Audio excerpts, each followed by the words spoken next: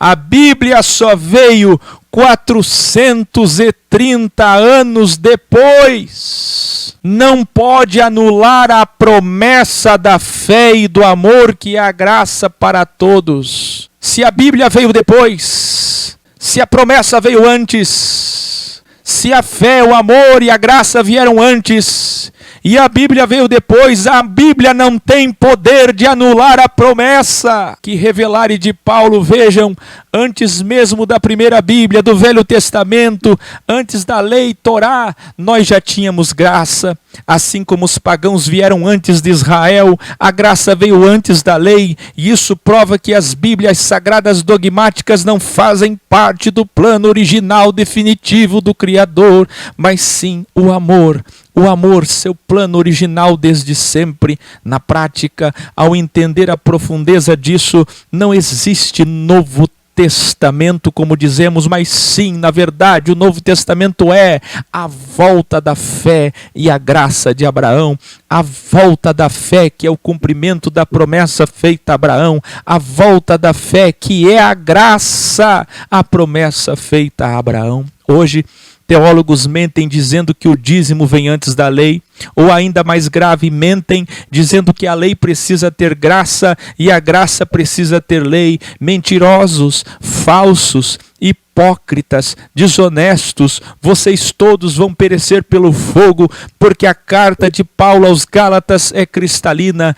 Como pode o amor ter ódio, ou como pode a morte ter vida? A graça é dualidade da lei, da Bíblia. Com lei não existe graça. Onde existe uma Bíblia, onde existe dogmatismo, onde existe religião, onde existe tradição, não tem graça, não tem fé, não tem justiça e não tem amor. O reino foi nos dado gratuitamente através de uma promessa feita a Abraão e não através da Bíblia, que foi escrita 430 anos depois. Mas então por que foi feita a Bíblia? E aí Paulo vai responder: ela só foi feita porque o homem é pecador.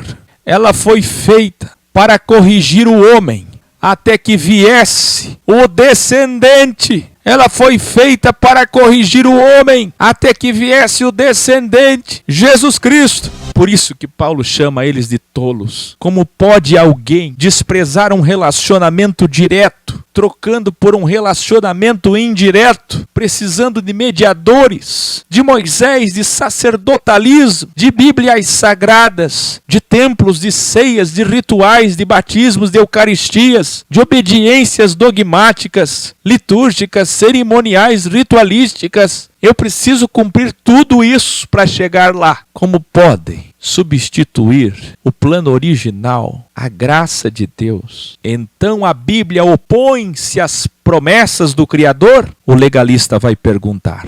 E ele responde: de maneira nenhuma. Suas palavras são vida eterna, alguém vai dizer. Daqueles que vivem de textos isolados, daqueles que dizem o que os outros dizem sobre a Bíblia e não o que a Bíblia diz. Amando-a, respeitando-a, contexto, texto todo. Quais são as palavras de Jesus?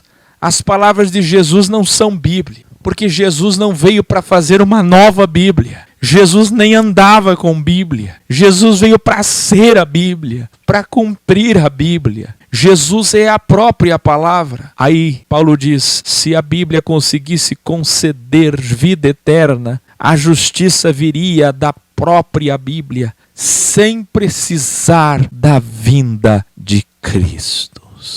Antes da fé vir ao mundo, todos nós estávamos presos pela Bíblia, encarcerados por ela, até que a fé nos foi revelada. A Bíblia serviu de ajuda, a religião serviu de tutor temporário, de professor temporário, até que Jesus chegasse.